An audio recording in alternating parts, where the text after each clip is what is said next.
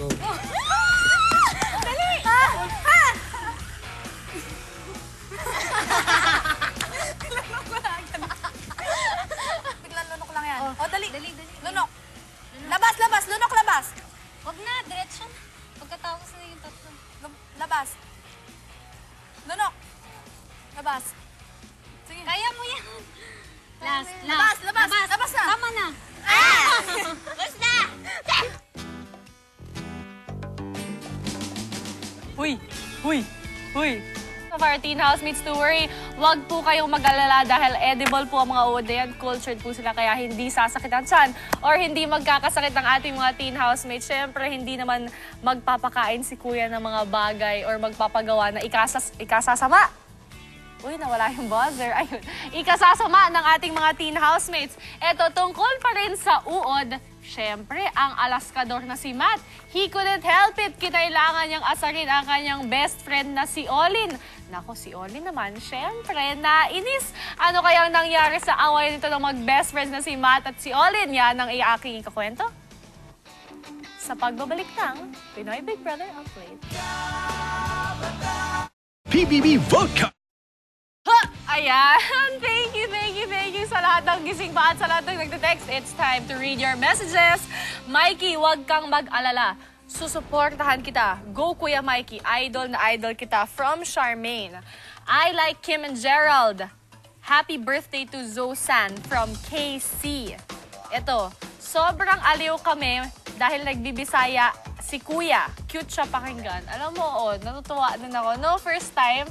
Kaya naman gano'n na lang ang tawa ni Kim sa loob ng confession room dahil nga, ito si Kuya may hidden talent. Sa 3rd edition pa nilabas lang ito think ang dami ng Bisaya sa mga past editions. Ito, Matt. Sana ang tunay na maging grand winner ay yung deserving talaga base sa kanya mga pinakita sa bahay ni Kuya. This is from The Spectator of Naga City. Jam, minsan mahirap maunawaan ng buhay. Ay, ito serious advice. Jam, minsan mahirap maunawaan ng buhay kung bakit ang daming pasakit ang nadadaanan. Pero lagi mong tatandaan na ang lahat ng bagay ay may dahilan. For sure, you can do it. Masyado kung di naman yung advice. So actually, advice to all the people in the world. So thank you very much sa kung sino man nag-text niyan. Eto naman.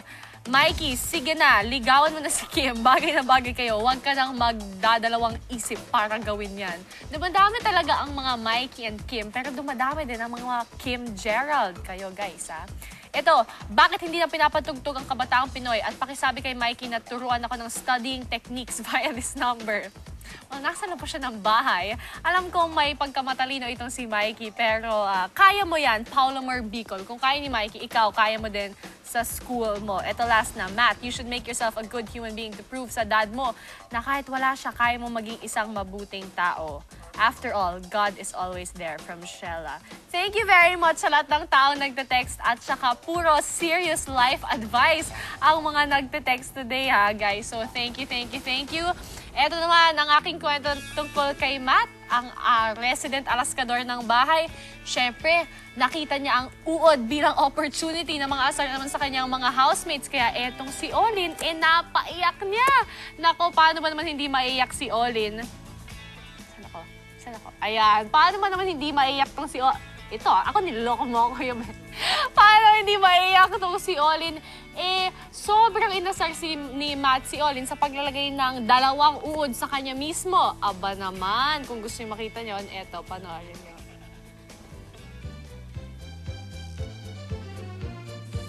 Testing natin, pasukan natin isa para mag-discuss sa loob. Pero alam nila na kinakain sila.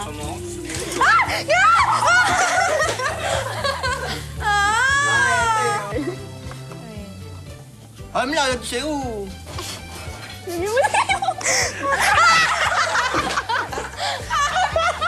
Kasi! Wala!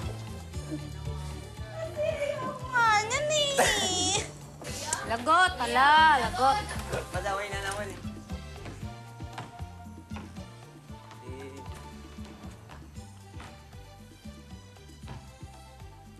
Layo naman niya. Oo, natapakan na ni Gerald. Mabagal kaya yan. Sus, ang tagal kaya natin hindi lumabas. Naku, Kawawa, nag-away na naman tong dalawa. Guys, anong ginagawa niyo dyan, guys? Nag-show tayo, guys. Kawawa naman to si Oli Delphi. Naiyak na naman siya ni Matt. Kung sino man tong number na tumatawag sa akin, nagla-live po ako, ha? Hindi kita pwedeng sagutin.